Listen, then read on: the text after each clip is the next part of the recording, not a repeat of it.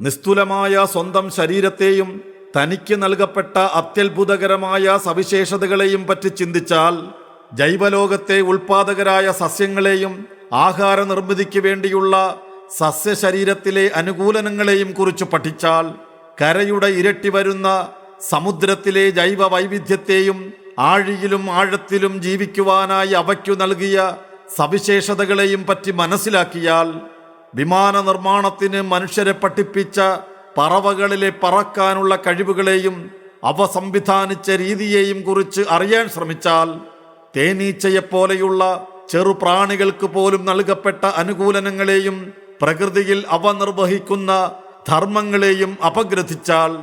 പരിസ്ഥിതി സന്തുലനത്തിനായി ഓരോ ജീവിയും നിർവഹിക്കുന്ന ദൗത്യങ്ങളെയും അവയ്ക്കനുസൃതമായി അവയ്ക്ക് ലഭിച്ച ജന്മവാസനകളെയും പറ്റി ചിന്തിച്ചാൽ,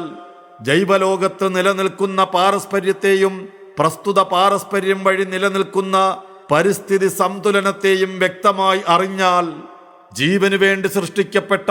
ഒരേയൊരു ഭൂമിയെയും അതിനു വേണ്ടി മാത്രമായി നൽകപ്പെട്ട സവിശേഷതകളെയും അപഗ്രഥിക്കാൻ സന്നദ്ധമായാൽ,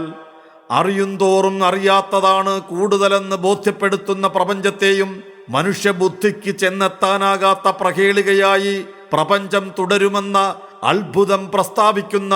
പ്രപഞ്ച പഠന സിദ്ധാന്തങ്ങളെയും മനസ്സിലാക്കാൻ ശ്രമിച്ചാൽ, ആർക്കാണ് ഈ മഹാസംവിധാനങ്ങൾക്കെല്ലാം പിന്നിലുള്ള സർവശക്തനായ സ്രഷ്ടാവിനെ നിഷേധിക്കാൻ കഴിയുക?